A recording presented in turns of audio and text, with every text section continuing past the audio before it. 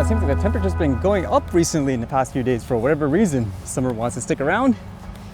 With that in mind, what did I read today? How about this one? Apparently there was a claim that a drone caused chaos around aircraft. This one says, drone pilot causes RAF to divert aircraft. As it says here, an enthusiast who flew his drone so high he caused the RAF to divert flight showed a blatant disregard for the law, police said.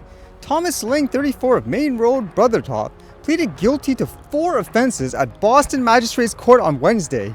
He was handed fines and costs totaling more than $1,200, and an instruction ordered was imposed on his equipment. Wow, they really, I guess, didn't like this guy flying his drone that way, huh? It says Lincolnshire police said Ling's actions posed a significant risk to the safety of others. So how high did he fly? It says rules set up by the Civil Aviation Authority state a drone must be kept within visual line of sight to ensure it does not crash into a structure or cause a danger to aircraft, with a maximum height restriction of 400 feet. However, police said between the 1st of March and 18th of June, Ling had flown his first-person view drone at heights up to 12,178 feet, about 3,700 meters. Is that accurate? On 26 occasions in the Boston area. It looked like it was a FPV drone, like in the package and so forth. Can it really go that high? It says the risk Ling posed by flying his drone so high led to flights by the RAF, the Air Ambulance, and the National Police Air Service being diverted, the force said. Lincolnshire Police Chief Drone Pilot and Safety Manager Kev Taylor said the regulations are there to ensure drones are operated safely without causing a risk to the public and airspace users.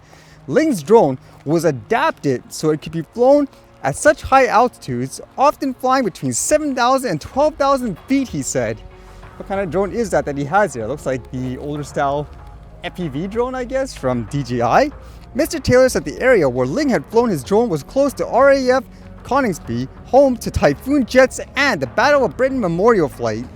That's kind of crazy, huh? It makes me think in terms of that height, even if he, let's just say, hacked into the limits that are normally in place. For example, a lot of DJI drones, they restrict you to 500 meters. Did he actually go from, for example, ground zero up to that height? Or was he like up in a mountain or something like that? Because yeah, that's extremely high. Either way, I guess, do you think this guy got the right punishment for that? Although for other types of drones, more news about military drones, I guess. This one here says Skyfall Kamikaze drone is being developed in Ukraine. Ukraine is developing the Skyfall vertical takeoff and landing kamikaze drone, which is designed to destroy armored vehicles and fortifications.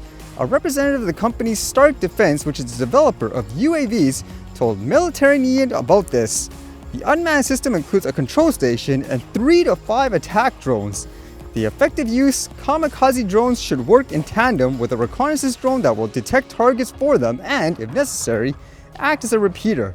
Due to the vertical takeoff capability, no special devices such as catapults are required to launch the drones. It almost sounds like what I've seen for some of those drone delivery, I guess, applications where they have to launch them in that way. And since the developers expect Skyfall to hit targets at a distance of 40 to 60 kilometers, their main task will be to destroy enemy armored vehicles and fortifications.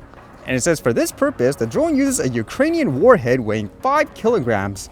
According to a representative of the development company, it can be either high explosive or heat frag.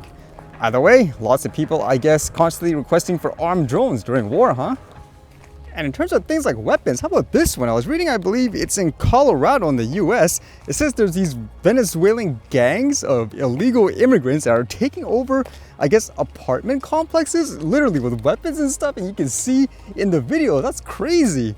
So you can read, I guess, like this police post here says the City of Aurora Police Department, as previously stated, established a special task force in collaboration with other local, state, and federal partners to specifically address concerns about Venezuelan gang, Tren de Aragua, and other criminal activity affecting migrant communities. We are aware that components of TDA are operating in Aurora. APD has been increasingly collecting evidence to show the gang is connected to crimes in the area. However, as we have said previously, and as the DEA similarly stated, it would be improper at this time for the city and the APD to make any conclusory statements about specific incidents or provide details about law enforcement strategy and operations. Either way, that's crazy with those videos and stuff coming out of those, I guess you could say, gang members just going into apartment complexes and taking over. Yeah, it's like something right out of a movie, huh? Let's see what happens here, I guess. How did it ever get to that situation?